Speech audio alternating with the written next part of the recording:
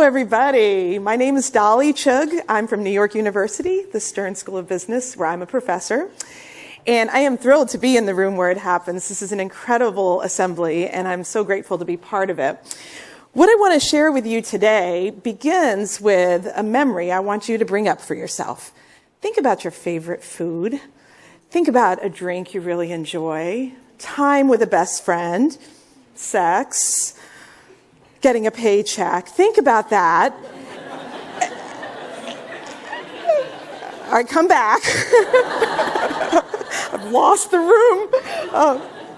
Think about all that, and by the time I'm done with my remarks, I'm hoping to convince you there's something that matters to you even more than any of those experiences you just brought up. But before we get there, I want to talk about unicorns. Unicorns. I mean, like the old-fashioned kind of unicorn. I realize, did I go too far? I'm good. The old-fashioned kind of unicorn, not the Silicon Valley billion-dollar startup kind of unicorn, the kind that we see in mythology and art and folklore. It's elegant. It's beautiful. It captures something that we want to be true in the world. But it's not. It's imaginary. Unicorns aren't real, and because they aren't real, they offer me, as a social scientist, an important metaphor. See, in the world I'm in, I study issues about ethics and justice and social issues like race and gender. And what I'm interested in is how they manifest in reality, not in our imaginations. And what the news that I bring from my field is that the idea that we're capable as human beings of perfect ethicality, of being perfectly ethical all the time, as we imagine ourselves to be, is a unicorn-like idea. It simply doesn't exist outside of our own imaginations. It's a beautiful and elegant notion, but the truth is, all of us sometimes inflate the invoice, or stereotype the student, or favor the friend. And so what I'm interested in is understanding how that can be true. How it can be true that some of the time, all of us act in ways that aren't perfectly ethical, but amazingly, every one of us believes ourselves to be a good person. We're very committed to that idea, despite the fact that the data is really clear in saying that it's not true that an objective third party would view us as being ethical all the time. That's the gap that fascinates me and many researchers in my field. So what I study is called bounded ethicality. Bounded ethicality emerges from a concept many in the room may be familiar with, bounded rationality. With bounded rationality, we know that the human mind is constrained by systematic processes that limit how much information it can process, how fast it can move. Bounded ethicality is a similar concept, systematic processes of an ordinary, healthy mind that mean that we sometimes depart from perfect ethicality. That sometimes how your brain works and how my brain works is different than how we imagine it to be. And that begins to explain this gap between how we see ourselves as perfectly ethical people and how we in fact behave. Our work on bounded ethicality is an attempt to integrate the work of many researchers out in the field that have produced really robust findings about the ways, the conditions, and the patterns behind when we depart from perfect ethicality. Now, let's go back to your favorite food and all those other experiences you were thinking about just a few minutes before. Here's the thing. Much as you love all those experiences, what the research shows is that you would take an opportunity to heighten your view of yourself over any of those experiences. Your self-view is more important to you than sex or alcohol or money or friends or food. It's that central to who we are that we see ourselves a certain way. And to make it even more interesting, we want to see ourselves as good people. That is in particular a self-view that we're very committed to.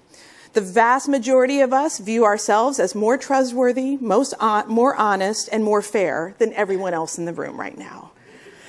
We believe that to be true, and it's very hard for us to let go of. The only way we let go of it is in the face of a self-threat. Perhaps it's critiques we get from someone else. Perhaps it's a reminder of our own beliefs. Perhaps it's what Maya described with the signature we have to do before we fill out a form. These are moments in which we perhaps, with that self-threat, challenge that self-view of ourselves as a perfectly ethical person. So, here's what bounded ethicality predicts is happening in our minds. The way the theory works is that our mind is continually assessing self-threats in the environment. It's not conscious. It's just happening automatically right now as we sit here. We're assessing whether there's anything that will challenge our belief that we are good people. If there's no threat imminent, we go into a process that we call self-enhancement. And in self-enhancement, we continue to operate business as usual, and in doing so, we become less and less aware of ethical transgressions.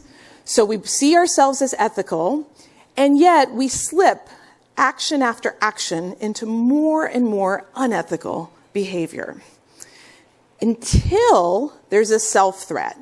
When there's a self-threat, it's interesting. We get moved over into what we call self-protection. This is more episodic. The alarm has gone off. That's why we're over here in self-protection now. And in self-protection, there's a critical difference. You notice the arrow brings in moral awareness.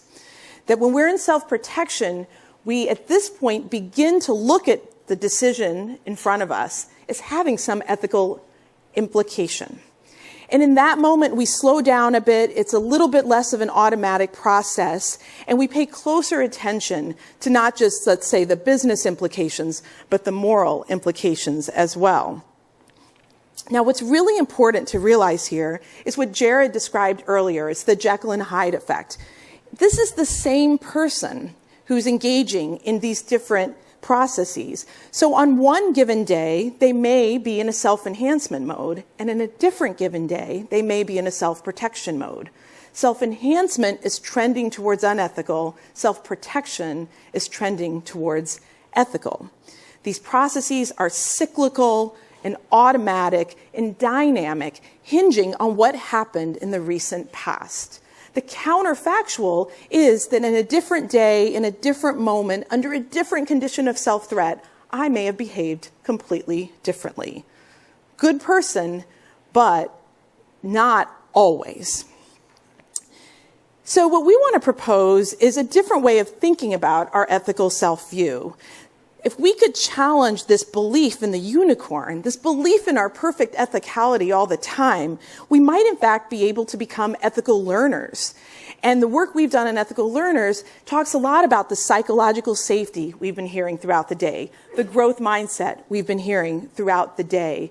That with those conditions in place, we could actually view ourselves as people who are continually striving for perfect ethicality, but sometimes slipping and willing to learn from it. We could perhaps construct an ethical self-view that isn't grounded in the unicorn, that lets the unicorn free, and creates a self-view that's grounded in bounded ethicality and continual learning from it. That's our hope.